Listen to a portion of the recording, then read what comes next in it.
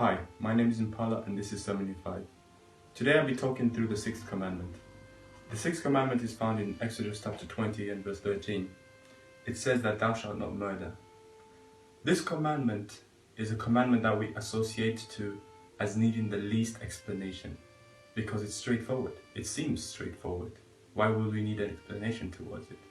However, at the same time, I believe that this commandment is one of the commandments that is most commonly misinterpreted or misunderstood.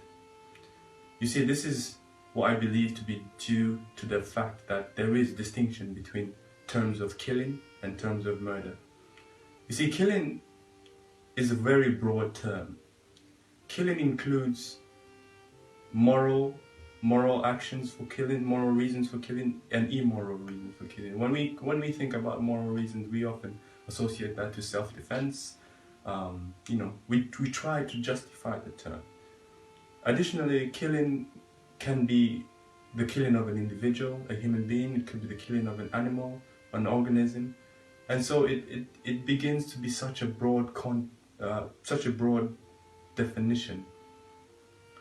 And often at times I believe that may be a bit problematic in approaching this commandment, because if we look at killing as being this all-inclusive term and now begin to look at biblical contexts and what happens within the Bible, if you consider the term the activity of sacrifice, animal sacrifice is essentially an activity that is supposed to lead to the forgiveness of sin.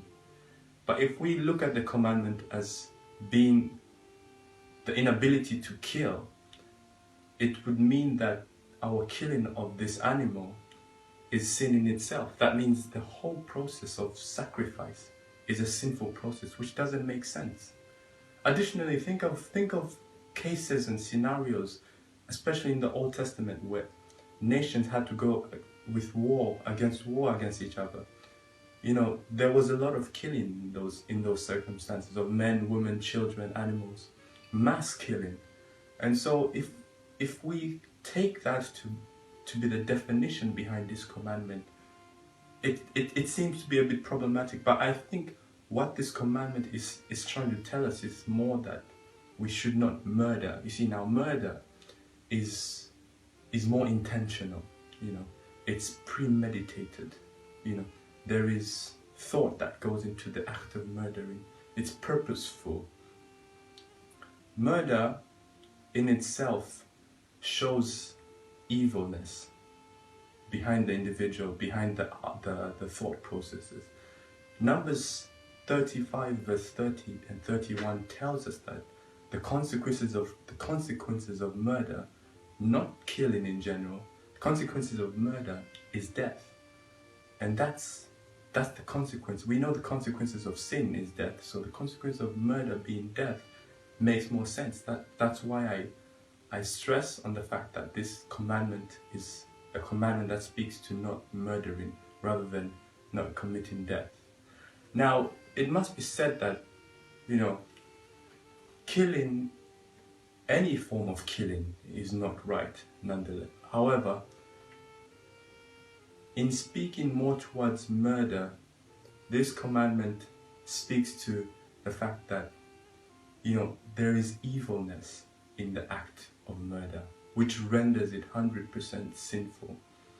And murder doesn't have to be actually and physically acted out. Murder can be anticipated or premeditated in the mind. See, Matthew 5 verse 21 to 26 tells us that the very thought of wanting to kill a fellow man, a fellow brother, a fellow sister in your mind is sin in itself. And why is that? Because often at times there is a correlation between the thoughts that we think and the acting out of such thoughts. And it might seem far-fetched in the case of murder. You as an individual might think that, it's far-fetched, between you wanting and thinking of an individual dead and actually committing that act. But at the same time, Jeremiah does tell us that the heart is sinful. It is wicked. No one can know it. And so going along those lines, I urge us to exercise caution, and I urge us to pay more and closer attention to such a commandment, because in a world where there's hate, there is spite, there is, you know, we despise fellow men, even if we don't say it. These things go implicit, they're implicit, they exist. And so in a world such as that, I leave with you a caution for us to exercise restraint, to think more on our actions. And I just hope that going forward that you may view and think more on this commandment before skipping past it. I thank you for taking the time to listen. I hope you have a good day, and I hope you've been blessed.